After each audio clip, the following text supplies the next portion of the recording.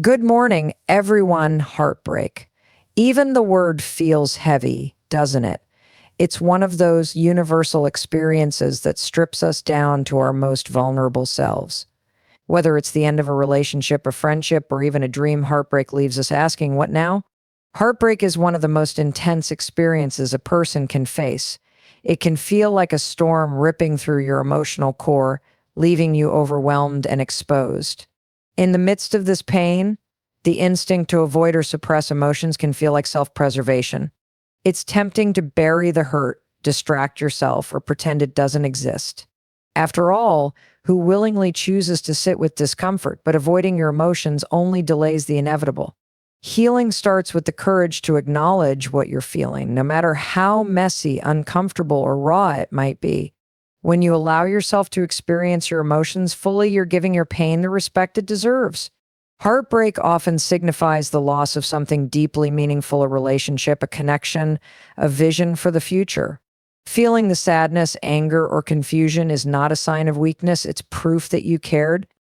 It's a testament to the depth of your capacity to love and to dream. Denying those feelings doesn't make them disappear. Instead, it traps them inside, where they can quietly fester and surface in unexpected ways later on. Emotions are not permanent. They're like waves in the ocean, rising and falling naturally when given the space to do so. But when you suppress them, it's as if you're trying to hold back the tide. Eventually, the pressure becomes too much, and the emotions come flooding out, often in ways that feel even more overwhelming. By facing them head on, you allow the wave to pass. It doesn't mean the pain disappears instantly, but each wave brings you closer to calm waters. Allowing yourself to feel is an act of self-compassion. It's saying to yourself, I see your pain, and it's valid. Cry if you need to. Scream into a pillow. Write in a journal. Talk to someone you trust. These actions help release what's bottled up inside, making room for healing to begin. They are not signs that you're falling apart. They are signs that you are rebuilding from a place of authenticity. It's important to remember that your feelings don't define you. Just because you're experiencing heartbreak doesn't mean you'll stay in this day. Acknowledging your emotions is not the same as surrendering to them. Instead, it's a step toward reclaiming your power. It's a way of telling yourself, this hurts, but I'm strong enough to face it. The path to healing begins with one simple but profound choice: to feel. When you give yourself permission to experience your emotions fully, you're choosing growth over avoidance, courage over fear, and ultimately self-love over self-neglect. Heartbreak can leave you feeling unmoored, searching for anything that might bring a sense of stability or closure. In these moments, the impulse to reach out to the person who caused your pain can feel almost irresistible. Maybe you want to explain yourself, seek answers, or simply feel their presence again. But in the aftermath of heartbreak, one of the most powerful and loving things you can do for yourself is to create space by establishing a boundary: no contact. No contact doesn't mean you're being cold or vindictive. It means prioritizing your well-being. It's about giving yourself the time and distance to process your emotions without the constant reminders or interactions that can reopen wounds. Imagine trying to heal a physical injury while repeatedly touching the wound. It would slow the recovery and increase the pain. The same principle applies to emotional wounds. Every text, every call, every social media interaction can be like touching that wound, keeping you stuck in the cycle of hurt. Setting this boundary is tough because it goes against the part of you that craves connection, even with someone who has hurt you. It's natural to want to cling to what feels familiar, but true healing often requires stepping into the discomfort of letting go. No contact gives you the clarity to see the situation for what it is, rather than being clouded by ongoing interactions that can bring more confusion or false hope. During this period, you begin to reclaim your energy. Instead of pouring your time and emotions into someone else, you redirect that energy toward yourself. You can focus on your needs, your growth, and your healing. This space allows you to rediscover who you are outside of the relationship. It gives you the chance to rebuild your confidence and find new sources of joy and fulfillment. No contact isn't just about physical distance, it's also about emotional boundaries. It means resisting the urge to check their social media, reread old messages, or relive moments that keep you tethered to the past. These actions might provide temporary comfort, but they ultimately prolong the pain. By stepping back completely, you allow the emotional ties to loosen, creating room for peace and acceptance. It's important to remember that no contact is not about punishing the other person or proving a point. It's about choosing yourself. It's about recognizing that your healing matters more than maintaining a connection that no longer serves you. In the end, no contact is an act of self-respect. It's a bold step toward moving forward and reclaiming your sense of wholeness. In the wake of heartbreak, the voice inside your head can become your greatest ally or your harshest critic. It's easy to fall into a spiral of self-blame, questioning everything you did or didn't do. Why wasn't I enough? What did I do wrong? These thoughts can echo endlessly, amplifying the pain and eroding your sense of worth. But if there's one thing that's absolutely non-negotiable in your journey to heal, it's self-compassion. Imagine a friend coming to you after a breakup, their heart heavy with grief and self-doubt. Would you tell them they were a failure? Would you point out their flaws and insist they were the problem? Of course not. You'd likely offer words of comfort, remind them of their worth, and encourage them to give themselves grace. So why should the way you treat yourself be any different? Heartbreak is hard enough without adding the weight of your own self-criticism. It's not the time to dissect your every perceived shortcoming or to hold yourself to impossible standards. Instead, it's a time to treat yourself with the kindness and understanding you'd offer someone you love. Self-compassion isn't about ignoring mistakes or glossing over your feelings. It's about creating a safe space within yourself to receive all feelings, process those feelings without judgment. When you practice self-compassion, you acknowledge that pain is part of the human experience. Heartbreak doesn't make you weak or unworthy, it makes you human. Everyone stumbles, everyone faces moments of loss and struggle. By recognizing this shared humanity, you can begin to let go of the idea that your pain isolates you. Instead, it connects you to others who've walked a similar path. Self-compassion also means being mindful of your inner dialogue. Pay attention to the words you use when you speak to yourself. Are they nurturing or are they harsh? If they lean toward the latter, challenge them. Replace "I'll never get over this" with "I'm taking steps to heal." Replace "I'm so unlovable" with "I am worthy of love, even if this relationship didn't last." These shifts might feel small, but they create a foundation of self-acceptance that strengthens over time. Most importantly, self-compassion is about giving yourself permission to feel without rushing the process. You're not a project to be fixed, you're a person to be cared for. Healing doesn't come from perfection, it comes from patience, understanding, and the gentle reminder that you are enough, just as you are. In the end, self-compassion isn't just an act of kindness, it's an act of courage. It's choosing to stand by yourself when you need it the most. Heartbreak has a way of consuming your perspective, making it feel like the defining story of your life. It's easy to believe that this pain will overshadow everything else, that the hurt is too big, too overwhelming to move past. But here's the truth. Heartbreak is a chapter, not the whole book. It may shape part of your story, but it doesn't define the entirety of who you are or who you're becoming. When you're in the midst of heartbreak, the pain can feel permanent. The memories play on a loop, and the what-ifs seem endless. But just like a book, every chapter has its arc. It begins, it builds, and eventually it ends. Recognizing that this chapter will one day be just a part of your larger story helps you shift your perspective from feeling stuck in your pain to seeing it as a stepping stone. Reframing the narrative doesn't mean minimizing your experience or pretending the heartbreak didn't heartbreak. It means looking at it with curiosity instead of judgment. Ask yourself, what is this teaching me? Maybe it's showing you how resilient you are or clarifying what you truly value in a relationship. Perhaps it's highlighting areas of growth you didn't realize you needed. When you choose to see heartbreak as a teacher rather than a defeat, you open the door to transformation. Think about some of the most inspiring stories you've heard. They often involve struggle, loss, and moments of doubt. What makes them powerful isn't the absence of hardship, it's how the person rises from it. Your heartbreak can be the same. It can be the moment that teaches you to set stronger boundaries, to value yourself more deeply, or to trust your own strength. It can be the catalyst for a new chapter filled with self-discovery and growth. Focusing on what you're learning doesn't mean ignoring your pain. It means giving it context and purpose. It's about understanding that this experience, as difficult as it is part of a bigger picture. Just as a single chapter in a book doesn't determine its ending, this moment in your life doesn't dictate your future. When you look back on this time, you'll see not just the pain, but also the strength you found within it. You'll see the ways it shaped you, stretched you, and prepared you for the chapters still to come. Heartbreak is a chapter that will close, and when it does, you'll be ready to turn the page and continue writing the beautiful, complex, and resilient story of you. Heartbreak can feel like being caught in a storm, tossed about by waves of emotion with no clear sense of direction. In times like these, finding your anchor, something that keeps you grounded and steady, is essential. It doesn't make the storm disappear, but it gives you a solid place to hold on to as you weather it. Your anchor can take many forms: a supportive relationship, a comforting routine, or even a small daily ritual that reminds you of your own story, Mel.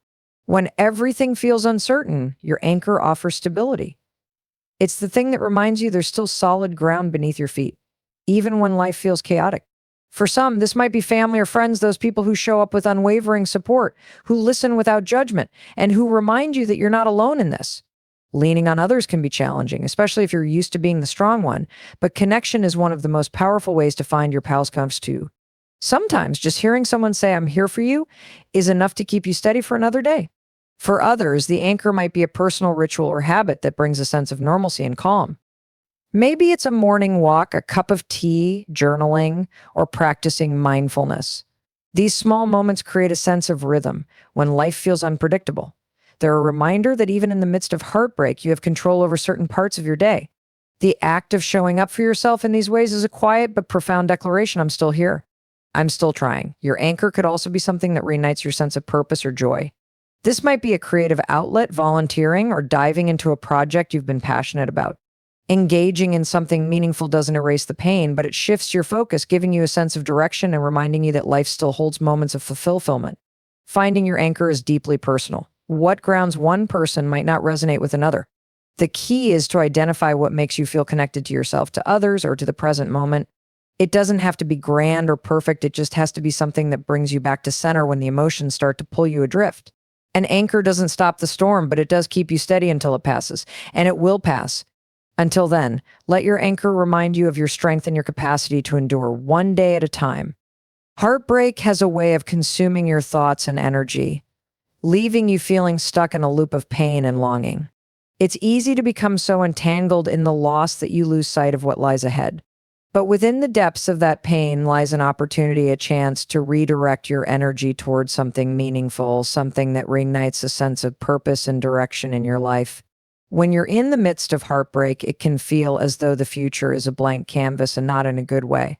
The plans you had, the dreams you nurtured, they may no longer align with your reality. While this can be deeply disorienting, it also offers a rare chance to redefine what matters to you. Instead of letting heartbreak become the focal point of your story, you can choose to make it a catalyst for growth. Channeling your energy into goals or passions doesn't erase the pain, but it transforms it into fuel for something greater. This doesn't mean you need to embark on grand, life-changing missions. Purpose isn't about scale, it's about meaning. It could be as simple as starting a new hobby, pursuing a long-forgotten interest, or setting small, achievable goals that give your days structure. Maybe you've always wanted to learn a new language, take up painting, or train for a marathon. These pursuits are more than distractions, they're investments in yourself. They remind you that your life is bigger than any one relationship or moment of heartbreak. Passions and goals have a way of pulling you forward. They give you something to focus on beyond the immediate pain, something to defer. As you take small steps toward these new endeavors, you'll start to notice a shift. The same energy that once felt heavy with sadness becomes lighter, more hopeful. Each step you take builds momentum, and with it, a renewed sense of self begins to emerge. It's important to remember that your goals don't have to be perfect or permanent. You're not trying to fix yourself, you're simply redirecting your focus. The act of showing up for something you care about, no matter how small, is a declaration of hope. It's a way of telling yourself, there's more for me out there. I'm still growing, still evolving. By channeling your energy into purpose, you reclaim your power. You remind yourself that while heartbreak may shape you, it doesn't define you. Instead, you define yourself through your passions, your resilience, and your decision to keep moving forward. And in that process, you discover that healing isn't just about mending what's broken, it's about building something new. Heartbreak has a way of stirring up an internal dialogue that can be relentless and unkind. The mind becomes a battleground filled with questions, doubts, and criticisms that seem to echo endlessly. I'll never get over this. Maybe I wasn't good enough. What if I'm alone forever? These thoughts don't just reflect your pain, they amplify it. The way you talk to yourself in these moments has the power to shape how you perceive your reality, which is why it's essential to be intentional about your inner dialogue.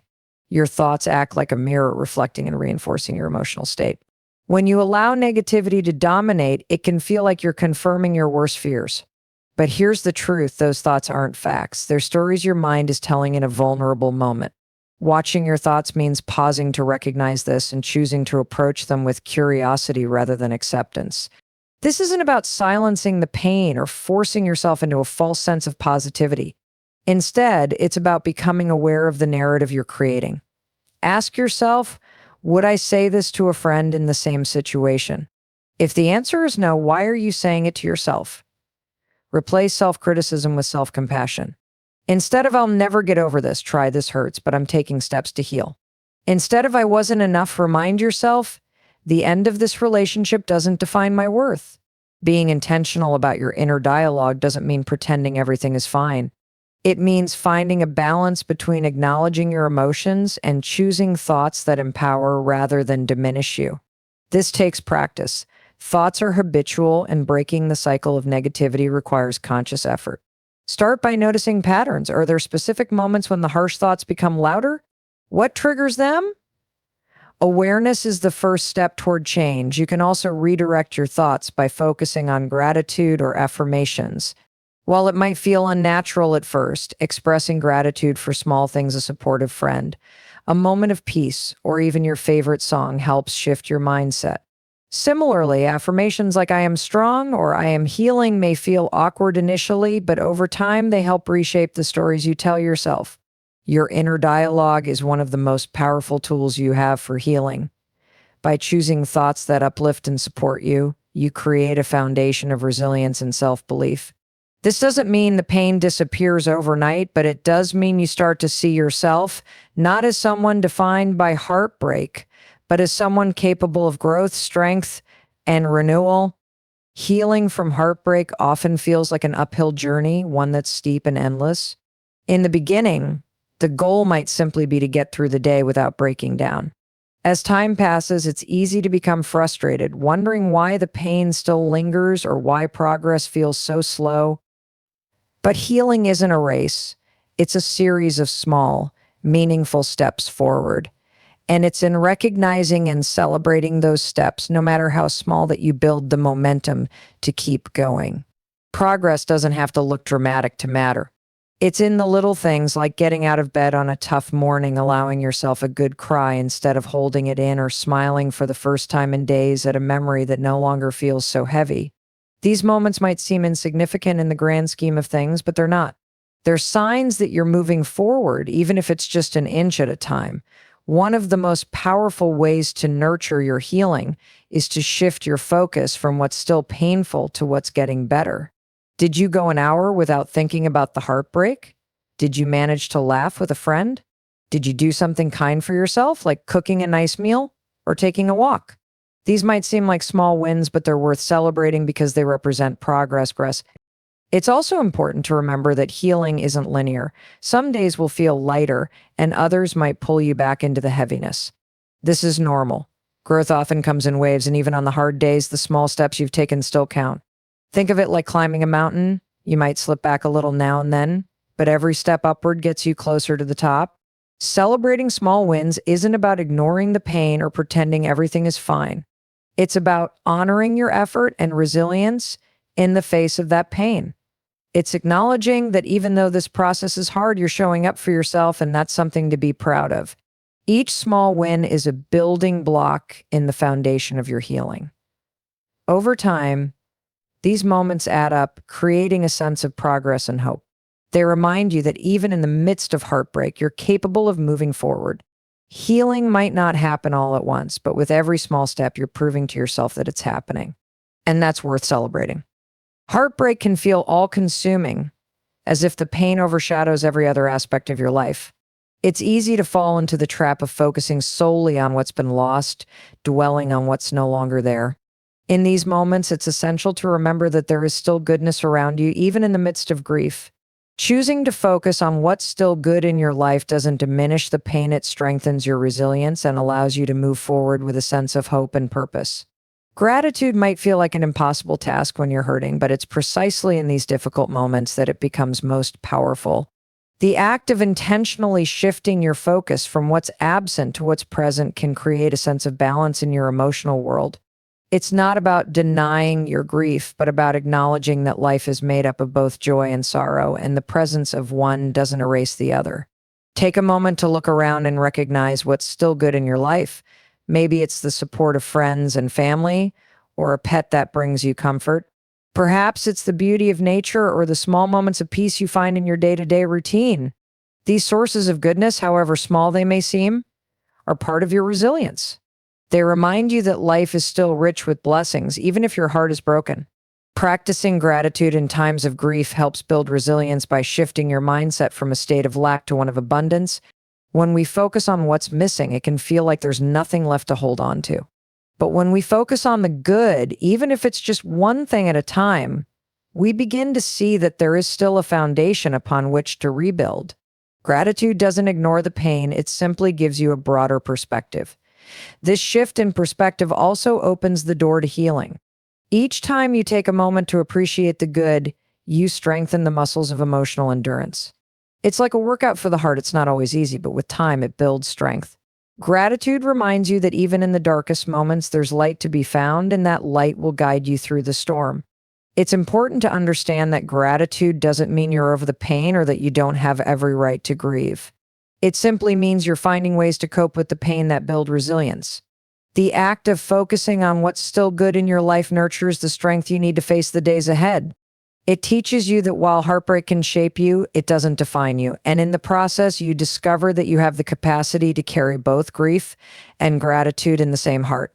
Healing from heartbreak is a process that can't be rushed, and yet it's easy to fall into the trap of wanting quick resolution. We often look for the moment when the pain will magically go away, or we push ourselves to move on because we think it's what we should do. But healing doesn't follow a straight line, and that's okay. The journey is filled with ups and downs, twists and turns, and the key is to trust the process, knowing that healing will come in its own time. When you're in the midst of heartbreak, it's hard to imagine a time when it won't feel like this. It's easy to think that the pain will define you forever, that the weight will never lift. But the truth is, healing is not a race. It doesn't happen on your timeline. There are days when you'll feel like you've taken huge steps forward, and then there will be days when it feels like you've taken 3 steps back. That's normal. Healing is messy. It's not linear, and it doesn't follow any predictable path. What matters most in this process is patience with yourself, with the ebb and flow of your emotions, and with the timeline of your recovery. Trusting the process means giving yourself the space to feel, to grieve, to grow, and to heal in whatever way works for you. It means acknowledging that the moments of pain, frustration, and confusion are just as much a part of the process as the moments of relief, clarity, and joy. It can be difficult to let go of the need for immediate healing. Our culture often tells us to bounce back quickly, to get over things in a certain amount of time. But that pressure only adds to the weight of the heartbreak. You don't need to follow anyone else's timeline. You don't need to rush your recovery. Healing happens at its own pace, and it's important to honor that. One of the most powerful things you can do is give yourself permission to be where you are. If you're feeling sad or angry or confused, that's okay. If you're feeling better one day and then devastated the next, okay too. The only thing you need to do is show up for yourself every day. Trust that you're doing the best you can, and understand that time will bring healing, even if it's not on your schedule. So take a deep breath and release the pressure of needing to get over it. Healing will happen piece by piece in its own time. Trust the process, trust yourself, and know that every step, no matter how small, is part of your journey toward healing. In conclusion, processing heartbreak and supporting yourself through it is a deeply personal journey, one that requires patience, self-compassion, and resilience. By acknowledging your emotions, setting boundaries, and practicing gratitude, you create a foundation of strength to heal. Remember, healing isn't linear, and that's perfectly okay. Celebrate the small wins, trust the process, and focus on the goodness that still exists in your life. Reframe your narrative, channel your energy into meaningful goals, and most importantly, be kind to yourself. With time, you'll discover that you are not defined by your heartbreak, but rather by your ability to rise, rebuild, and emerge stronger. So here's my challenge to you. Instead of asking, why did this happen to me? Ask, what is this heartbreak teaching me? Because the truth is, heartbreak doesn't define you. How you choose to rise from it does. Thank you.